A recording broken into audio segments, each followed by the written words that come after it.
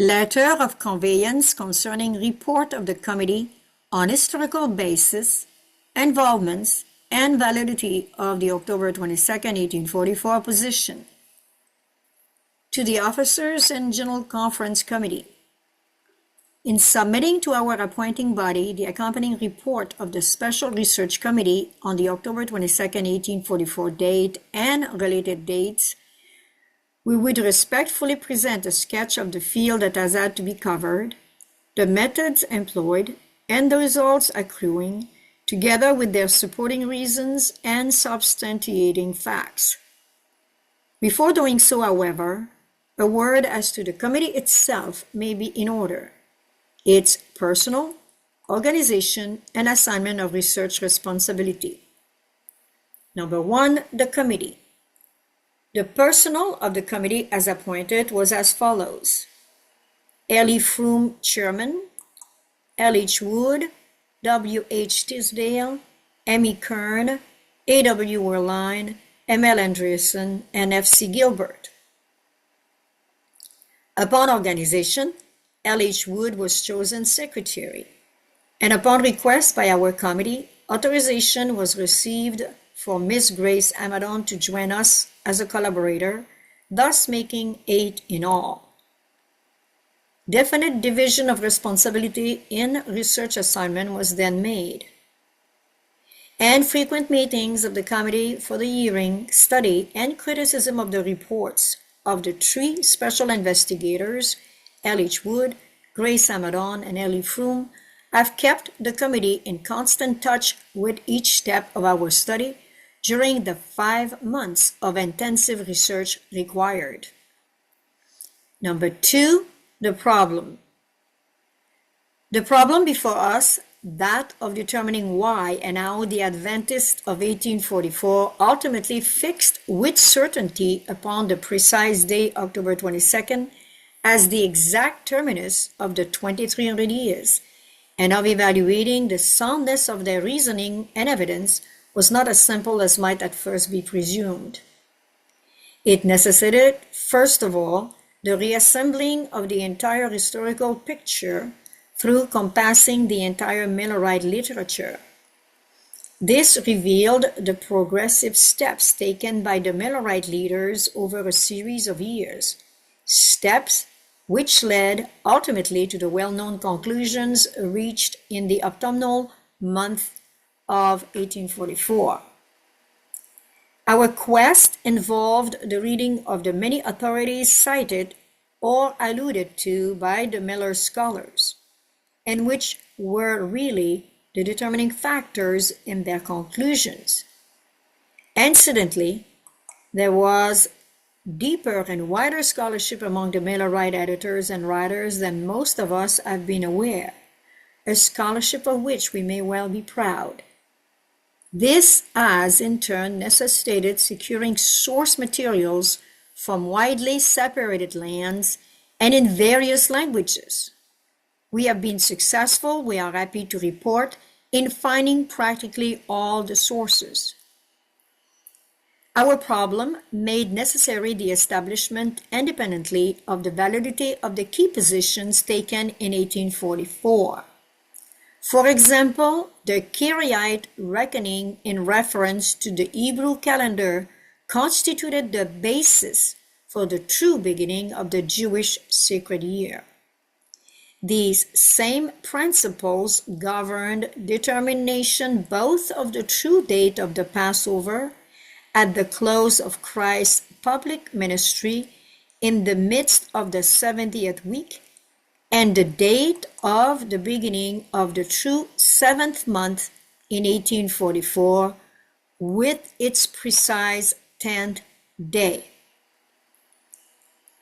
The complex factors involved had all to be worked through the conclusion in order to determine whether the evidence accepted by the Millerites was sound and invulnerable biblically, historically, chronologically, and astronomically.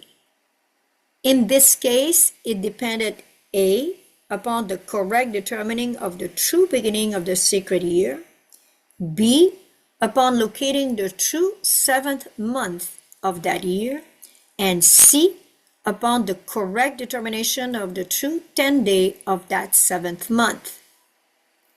As the Millerites came to their conclusions concerning these 3 points upon the basis of the Karaite reckoning, it became necessary for the Karaite historical position to be thoroughly understood in order to determine their validity. In other words, not merely to know exactly what was believed, but why the positions taken were right intrinsically. The importance of this is apparent, but the difficulties encountered in the process were very real. In addition to evidence as to the precise day, October 22nd, there had first to be incontrovertible proof as to the year and to the correlated dates in the 2300-year span, which incorporates the 70 weeks. In order to be certain as to the end year, it was necessary to establish the beginning year. In fact, 3 great inseparable dates form the far-flung terminal abutments and the central keystone of this matchless prophetic arc: the BC 457 autumnal beginning, the October 22nd, 1844 autumnal ending for the 2300-year span, and the 31 AD spring crucifixion that ties the span together. These were declared by the Millerite students to be inseparable links in the chain of prophetical, historical, astronomical evidence. And such indeed they are.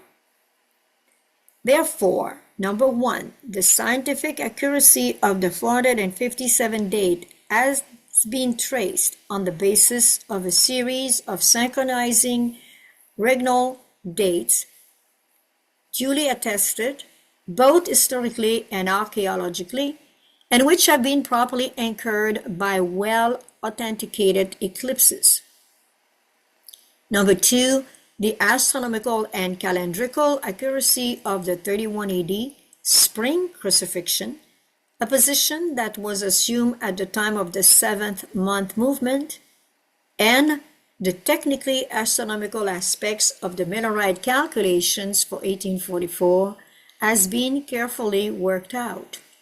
And number 3, the documented historical portrayal of the early Millerite positions on through to their ultimate and perfected form, with the precise reason, therefore, and their far-reaching involvements, together with the aftermath of the October 22nd crisis, the 2 positions and church bodies eventuating, and the reasons for our adherence as Seventh-day Adventists to the 7th month movement positions comprise the remainder of the report. Number 3, the results.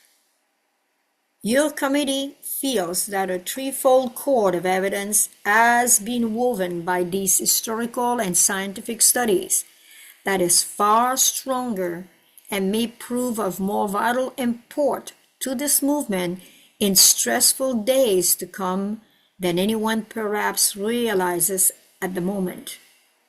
The committee believes that the hour had manifestly come for a thorough scientific study of these dates and positions that would go to the very bottom of the historical and technical evidence, and which will provide a fully documented, soul-satisfying exposition of the subject that will meet every legitimate demand.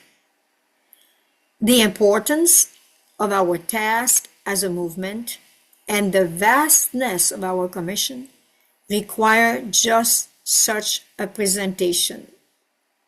Never before has this been worked out in the form now presented and in the investigation now and invaluable fields of evidence have been brought to light. The results set forth in affirmative form in the several part of this report are not simply the work of the individual investigator, but each presentation has been seriously studied and carefully checked by the committee. While the report may seem lengthy, it really could not be adequately compassed in much less space.